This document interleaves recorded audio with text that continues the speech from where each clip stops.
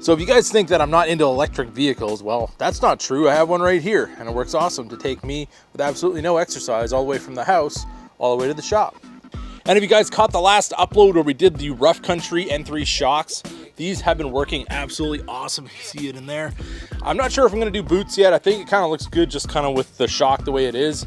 I think putting a boot on there, it might not be the right color I'm going for my accent color, so I don't know. I'm kind of still undecided there, but so far they've been working awesome. Really changed the ride of this truck. I mean, it controls the spring rate, obviously, with the shock, so compared to the factory ones, this thing rides a whole lot better, and that is very, very nice to see because as a Platinum, it's a very comfortable truck inside, but it still had the same suspension as every other Super Duty, which can be a little rough at times, especially with an F350. But for what we're here for today, we have underneath our seat and all of my other stuff, we have these.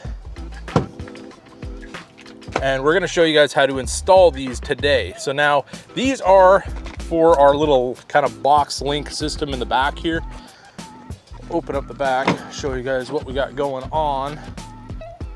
So you do have a tie down right here. There's one on either side. I think there's some up front as well, but you do have these little kind of openings, and some trucks, especially if you bought it used, may not have that anymore. So you might have to order them if you want to get them, but it's just kind of another tie down point. And we're just gonna quickly show you guys how to install those today. And if you guys are wondering what's in the Ziploc bag, that's our Hot Shot Secrets Everyday Fuel Additive. And it's just the everyday treatment kind of thing. Every time you fill up your tank, I put a little bit of that in. There's a little measuring bulb on the top you fill up. So every time I fill up my tank, I put a little of that in there. And I used to have it in my back door, but now as it's getting warmer, I would start to smell that stuff because the container, when you dump it in, a little bit leaks down and it's just kind of a mess. So Ziploc bag in the bed is so far my solution for that, but maybe we'll have to figure out more of a kind of permanent solution for that. If you guys are running additives, you definitely should be, because CP4s in these trucks are kind of an issue. So the best chance you can give it is to give it the best fuel and additives possible. Now let's see if we can open this up without tools, because of course I didn't bring any out with me. Rip and tear like a grizzly bear. So we got our packaging there. All right, got that out of the package.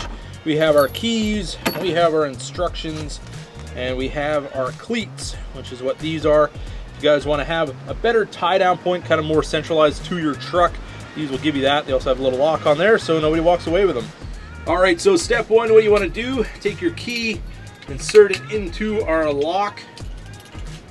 Do this nice and easy. You see that you have a locked and an unlocked position with this little tab. This is our unlocked position. And what we're going to do, slide this in. It's a little tight. Kind of work that up, push that down. Make sure that we got this all the way seated. Now it's in its locked position. Cleat is nice and solid in there. Everything's nice and seated in the bottom. It's really all there is to it. And I know a lot of guys probably have these under their seat, probably don't even know what they are, or just had no use for them. And we're wondering what these little empty spaces in their bed were, so I figured why not throw a video up on that. It's nice it has this center piece here if you want to put a ratchet strap or whatever onto a four-wheeler or a load that you have in the back of your truck.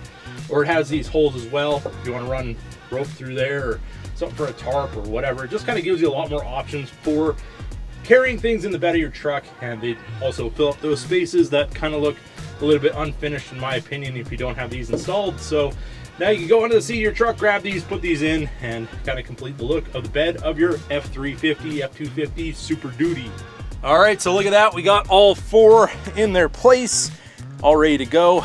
Very nice power coated finish and all of that. So now we can actually use these little cleats. I think there's different options maybe that you can put different things in there. I'm not entirely sure, but probably something more for the accessory catalog from Ford. If you want to try different things, that's why they give you the option to have a cleat or something else. But now they're installed and we're good to go. So now before I get a million questions of what is the part number is right there for you guys. And you can order up your cleats from your Ford dealership or wherever you get your Ford parts and get those hooked up in your truck if it didn't come with them. But definitely seems like a very nice option to have in that truck, and it just fills up those holes and makes everything look so much better.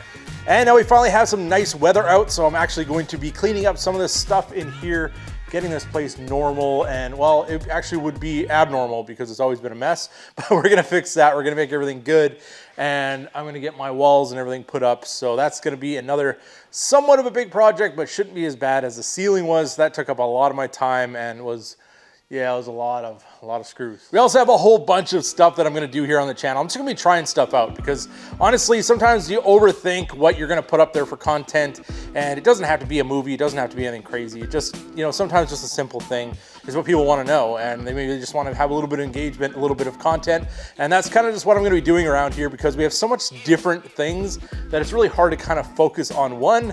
So we're gonna kind of do a little bit of everything, and hope you guys enjoy it. So some of you guys have been asking about the old 1995 Ram, and well, I mean, some people are idiots and they're like, oh, these projects, you never got fast, blah, blah, blah. Well, if anybody knows anything about anything, yeah, if you have projects like this, it's not like you're never gonna finish them. It just might take like 20 years, but we're gonna try anyways. We're trying to get this thing figured out.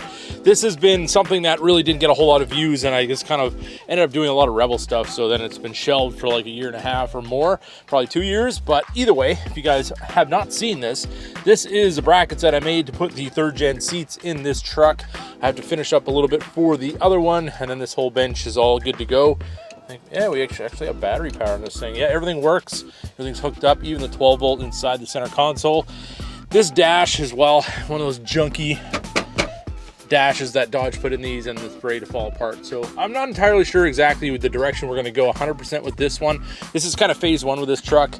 We did do the 5-inch lift, 37s on it, Hummer wheels.